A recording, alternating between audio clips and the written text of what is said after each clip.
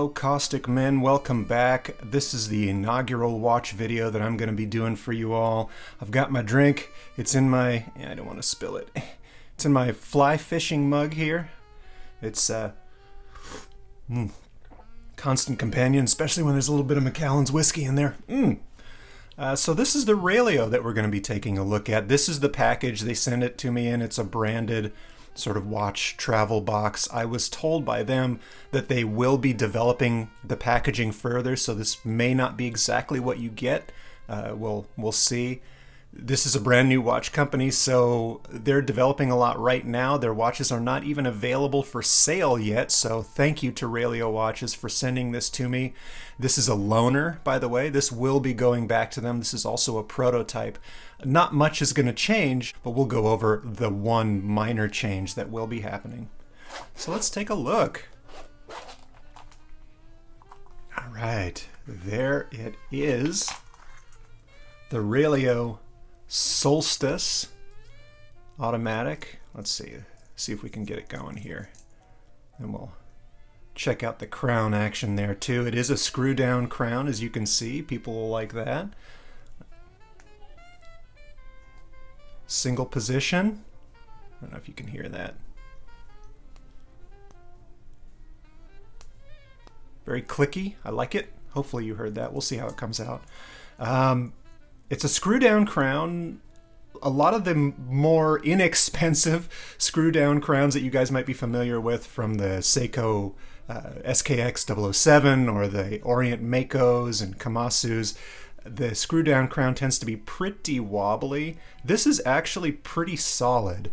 It feels like it's going to hold up to some abuse. And by the way, I actually pulled the crown off of my Kamasu a couple of weeks ago. I was fortunate enough to be able to order a replacement directly from Orient, but that crown and stem system for the Kamasu is not robust by any means as far as I can tell. This one feels much different.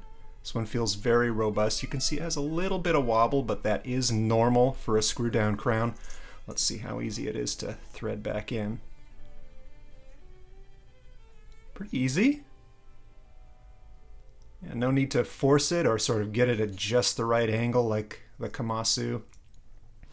Let's see if we can get this thing started. Unthreading it, winding it up here. It is hand winding, obviously, as you can see. This is a Miyota 9015 movement, by the way. That's Miyota's so-called premium line of movements. I'm a fan of the Miyota 9000 series, to be honest. I know they're pretty basic. Not really a whole lot special going on in terms of horology, but it's a nice solid movement, beating at 28.8, I think, so it's a pretty smooth sweep of the seconds hand, as you can see. All right, let's see. Set the time here so we can get a nice look at everything. Thread that back in.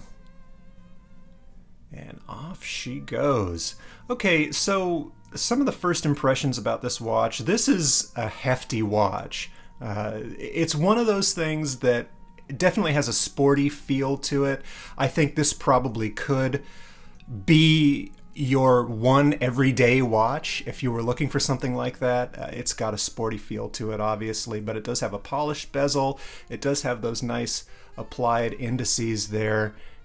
So it can move into that dressy realm as far as I'm concerned. It has 100 meters of water resistance. That's a wonderful thing. It's always nice as far as I'm concerned. 100 meters of water resistance should be standard on all watches if I got what I wanted out of life. But that's just not the case. Good on them for doing that. It should be 100 meters. One of the things that I like about it is these recessed cavities here on the side of the case. Obviously, this is going to provide a lot more scratch resistance than having a polished side, and the recessing will help with that quite a lot as well. As you can see, it's a signed crown with the Railio Phoenix logo there. The crown guards are substantial. You can see that here. It's kind of emerging out of the case like a ziggurat or something, but it's solid. You don't feel like these are going to really cause much of a problem. These are provide quite a nice protection for the crown. Looks good. Looks really good, I think. I think the transition between the sides of the case to the case guards is quite nice because it fits in with that sort of chunky, sporty aesthetic there. But it is brushed, but it's sort of like a reflective, polishy brush, so that's always nice as well. The serrations on the crown, by the way, are pretty deep and do help with being able to screw and unscrew the crown and actuate the time setting on that as well. I think the crown is pretty well sized for a watch like this. It's slightly larger than you would see on a more dressy watch, but it does provide an easy tactile experience for setting the time and screwing and unscrewing the crown. It works really well. Here's an interesting thing about this watch as well. The bracelet is kind of interesting. You know, it's fully articulated. There's no sort of like faux three-piece in here. It's got solid end links. It's got the a female end to the solid end links, which tends to make, you know, a watch a band or a watch bracelet lay more flat, more contouring to the wrist. It's a bit of an oddball to me, though. It's got a nice signed clasp there. It's difficult to see it here, but it is signed quite nicely, I think, in terms of the workmanship on the signage there. It's engraved quite deeply. I think I might have liked the engraving to be a little bit larger. It seems a little bit dwarfed on this clasp. Obviously, you can see that there's no safety clasp fold over here. It is a stamped clasp, despite the fact that it has solid end links and also, by the way, screw in. Can you see it on that side? No, it's this side. You can see it's a screw in link system, so it'll be very easy to resize. So yeah, a bit of an oddball on the clasp as far as I'm concerned, because you know you've got the solid end links, you've got the screwed in links, which are all really nice features. You know, polished on the side, brushed on the front side of it there, but stamped clasp. Not too big a fan on that. There are 3 micro adjusts. So maybe not as many as you'd like, but the clasp is quite small. But I think the thing that really gets me about this is, let's see if we can find this here. You see that the end link doesn't quite line up with the case. Put my hand back here. Maybe you can see it a little better. There we go. See, the end link sort of protrudes out from the case a little bit, which increases the visual size of the watch to me. Okay, let's bring out the calipers here, and I'll tell you what I mean when it comes to the increased perceived size because of those end links. So the lug-to-lug width on this thing, 45.8, 45.9, about 46. Not bad. If you include this protruding part of the end link here, the lug-to-lug, or the overall length, I should say, increases to 47.5. So that's a big difference as far as I'm concerned. Let me show you what that looks like. I have a 6-inch wrist, very small wrist, but a 46 millimeter lug-to-lug width is fine for me. But with those end links sticking out the way they do, I kind of feel like it makes it look a little too big for me. Like 1.5 millimeters difference, you know, 46 millimeters versus 47.5 millimeters makes a huge difference on a wrist like mine. So if it were me, overall, I think if I got this watch, I would probably swap out the bracelet for a NATO, maybe a leather strap. It turns out I have very few, I should say, leather straps on my watches. I don't know why that is. I just seem to prefer bracelets or NATOs. So I'd probably put this on a NATO. I think it would look really good on that, as a matter of fact. Maybe a black and gray, sort of classic Bond NATO. The dial is a teal. You can see that it's sort of a gradient fumé type of effect. It's dark around the edges, and it gets a little bit lighter as it goes inward to a really nice shade of teal, as a matter of fact. I don't know if you can see it all that well under these lights. We'll put some pictures in there or something so you can see it. The dial itself is where we're going to find the one difference between this watch and the production run of watches. It's very hard to see. Let me see how close I can get. Right about there. If you can see, there's a little bit of red script under the Solstice that says automatic. That is going to be in white instead of in red because you can't really see it in red on the production models. That is the only change, I'm told, between this prototype and the production run, which is kind of, I don't know how I feel about that because I would hope that they would clean up this sort of wonky bracelet before going to production, but we'll see. Maybe they are and they just forgot to tell me. We'll see how they look. Dial, quite nice. This is why I think this is a really nice transition piece, going from sort of a sporty adventure type watch to something that's maybe a little bit more semi-formal. I mean, you could wear it to a nice dinner. I think I wouldn't feel sheepish about that at all. It's quite a nice dial, like I say, applied indices. One little complaint that I think I have about this, though, in terms of the dial, is the indices are right smack up against the, or nearly so, against the chapter ring. It makes it look a little crowded. I know the indices are long, so that if you move them inward, it might crowd the center of the dial a little too much. But I might sacrifice some of that length in order to move these back from that outer ring just a little bit to make it look a little bit less crowded. Another thing that I'm not quite sure about when it comes to this dial is, let's see if I can show you this.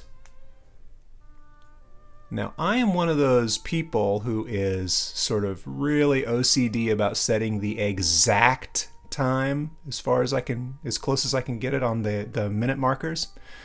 So I like to see when the minute hand, whether the minute hand is perfectly lined up with the minute markers or not. But this minute hand completely covers them up.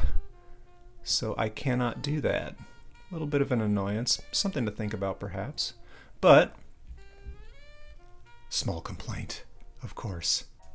Okay, let's talk about the display caseback.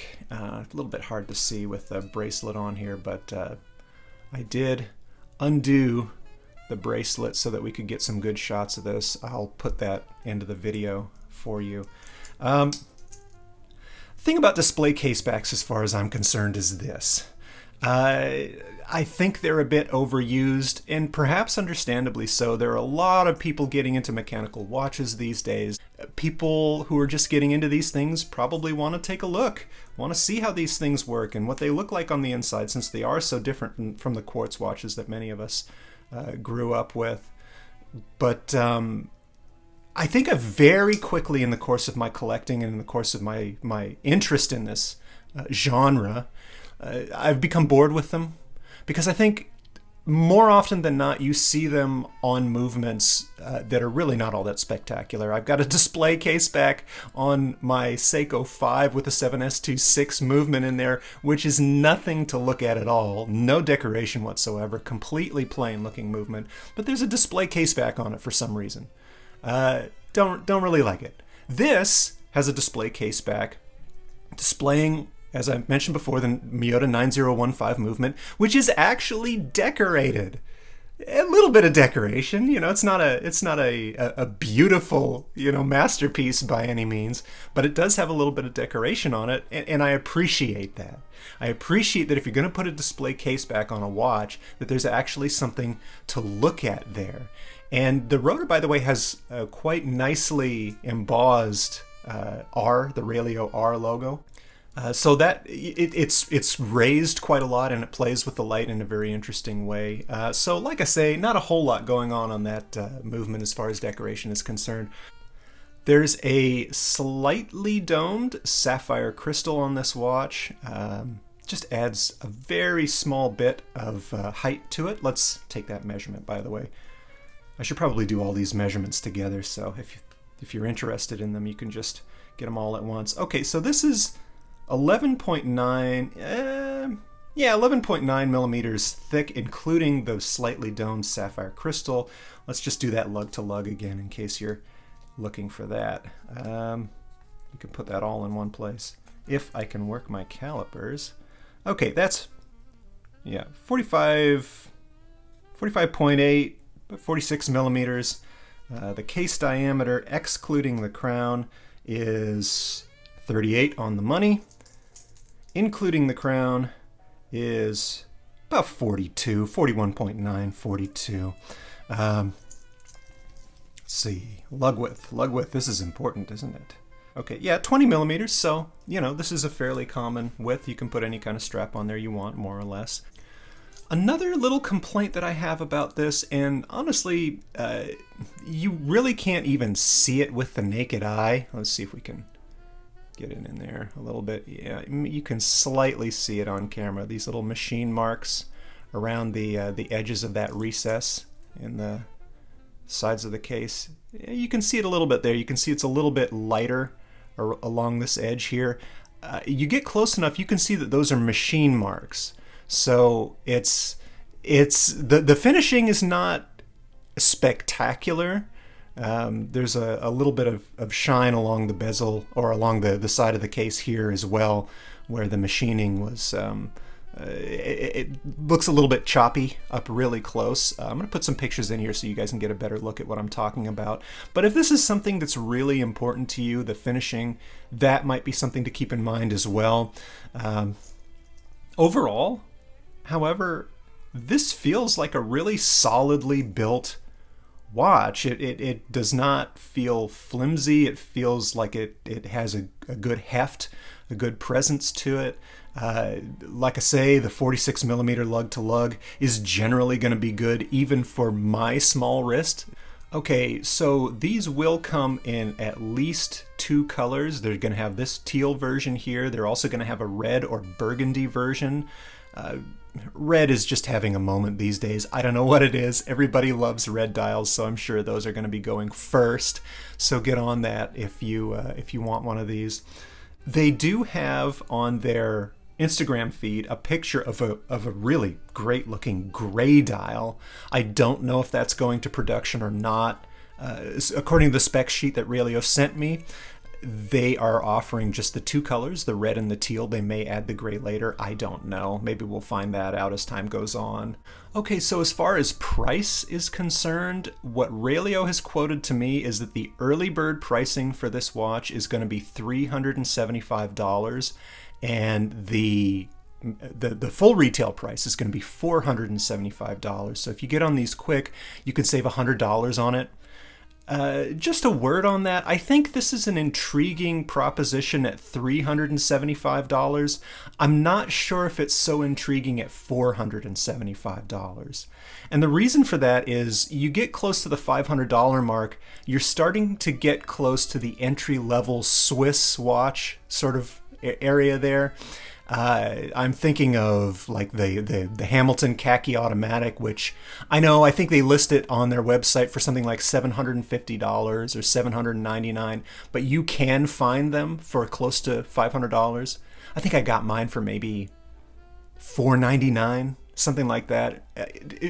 Well within the wheelhouse of the full retail price for this watch. But the point being, when you start competing in that $500 price range, things get a little bit more difficult, I think. Okay, just some final thoughts on the Relio Solstice coming soon. I like the design of it. Aesthetically, I think it's pleasing. It's what a sports watch should be. It's chunky, it's tough looking, but it's got a little bit of a refinement. It makes a good case for being an everyday watch. I like the lug-to-lug width on it especially. I think it fits quite nicely on my 6-inch wrist, although the bracelet does leave some things to be desired. Crown action, excellent. Love that. Threading very easy. Crown guards well in keeping with the aesthetic of the watch. I think proportionally it's very nice. Is it going to be worth $375? I would put $375 on this. Again, $475, maybe a little bit more of a stretch. You can decide that for yourself. Go to Railio. I think it's just at RELIO on Instagram. If you're interested in this, you want to start following them, see what they come up with in the future. I've had a lot of fun doing this. I hope you have had fun listening and watching. And we'll do this again soon. Time for another dram. Bye-bye.